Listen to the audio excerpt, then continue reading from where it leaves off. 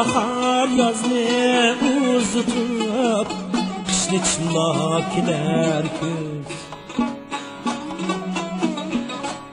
Yenip üsken çakmakdek günler öter şunçı tez.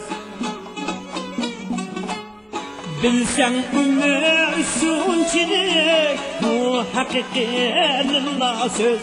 Şunçilikla hayatla kilip gider mehman biz. 5 günlük bu alemde kilip gider mehman biz. Günah kuşak eyleyip imkanı var insan biz.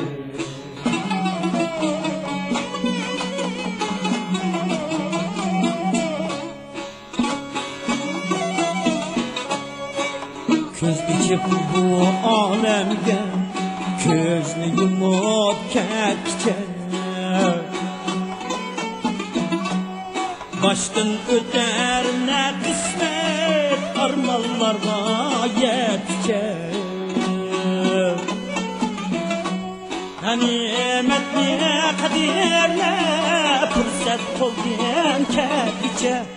Arman kılma dünyaga gelip gider mehman biz.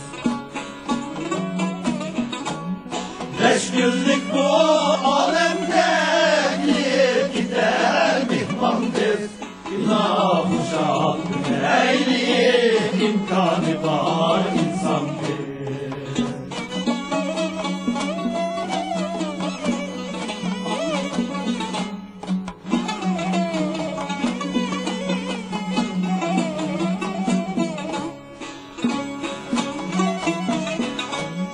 Yaxşılıkla kılaylı alem külsün el külsün.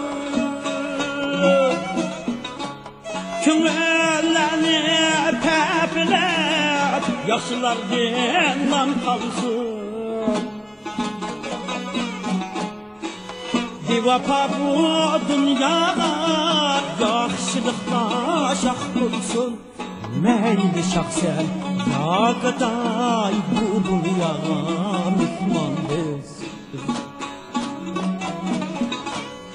5 günlük bu alemde gelip gider mehman biz. Günah kuşak eyleyip imkanı var insan biz. 5 günlük bu alemde gelip gider mehman biz. Şen sakla biz onun için hakiki insan biz.